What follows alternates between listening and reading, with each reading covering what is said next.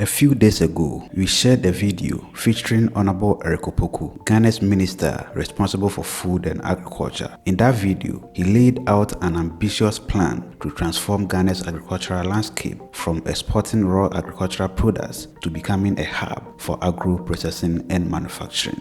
We have been producing raw materials and exporting raw materials. We have 10 players in the sector to be hewers of wood and drawers of water. There is the need for us to establish a strong relationship between agriculture and industry.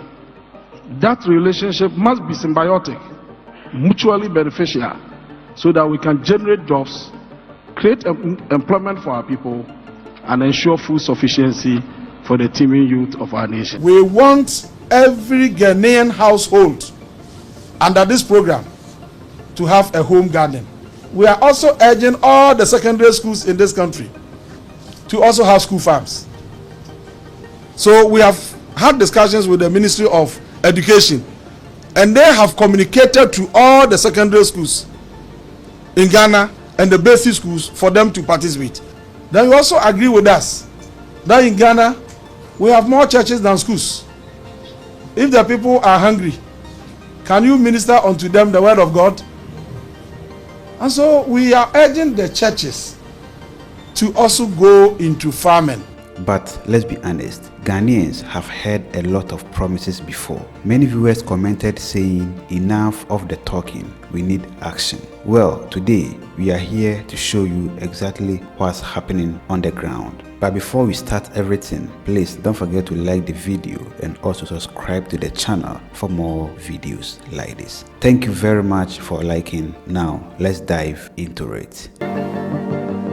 Let's start with one of the biggest initiatives, the Vegetable Development Project. This project is designed to revolutionize vegetable farming in Ghana by introducing modern farming methods like greenhouse technology and sustainable farming practices. The goal is to improve food security, create jobs, enhance nutrition, promote environmentally friendly farming, and boost Ghana's economy. As part of this effort, the minister recently visited some vegetable farms and even some abandoned greenhouses that the government now plans to revive. But it's not just about government-run farms. The initiative also includes partnership with private companies to promote large-scale greenhouse farming. With more investment in greenhouse technology, farmers can produce high-quality vegetables throughout the year, reducing Ghana's reliance on import and ensuring steady income for farmers.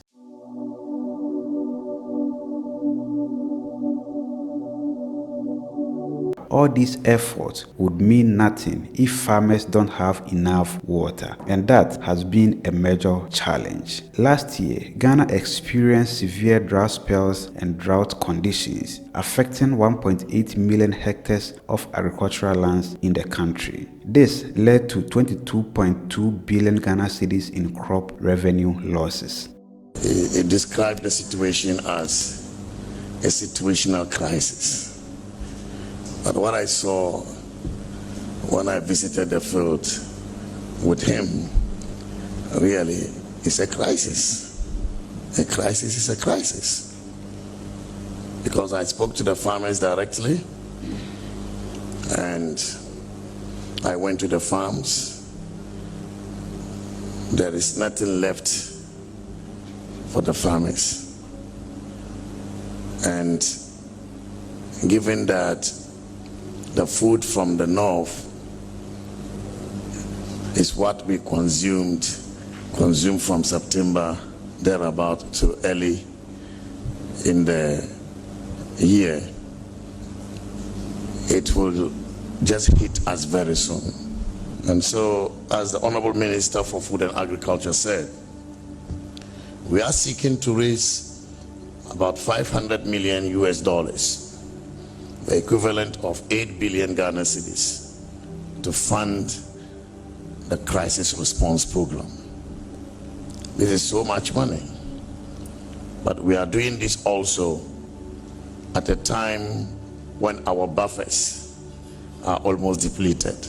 To address this, Honorable Erikopoku has pledged to increase irrigation efforts across the country. The plan is to make sure both large-scale and small-scale farmers have access to irrigation system so that they can farm 3 times a year instead of relying on unpredictable rainfall. Right now, Ghana has 1.9 million hectares of land that could be irrigated, but only 227,000 hectares are under full irrigation. That's a huge gap that needs to be closed.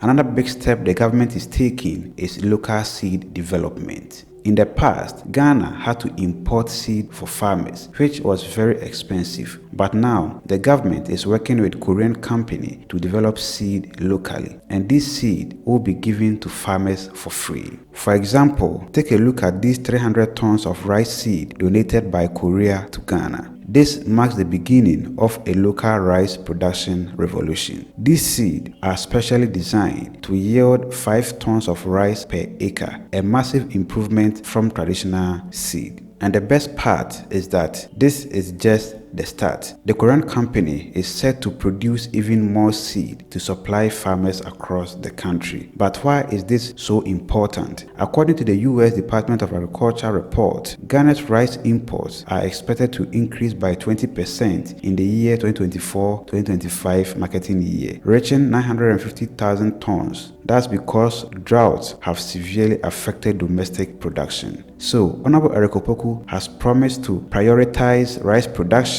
to reduce Ghana's reliance on imported rice. And it's not just rice, maize, soya beans, and other cereals are also part of their agenda. Now, you might be wondering, what about mechanized farming? Well, the good news is that the government has secured a large number of agricultural machines for farmers. To make these machines more accessible, the government has introduced a subsidy program. Farmers will pay only 40% of the cost, while the government covers the remaining 60%. But what about farmers who can't afford the 40%? For them, the government has set up Farmer Service Center where they can rent these machines instead of buying them. This ensures that even smallholder farmers can benefit from mechanized farming, increasing productivity and reducing manual labor.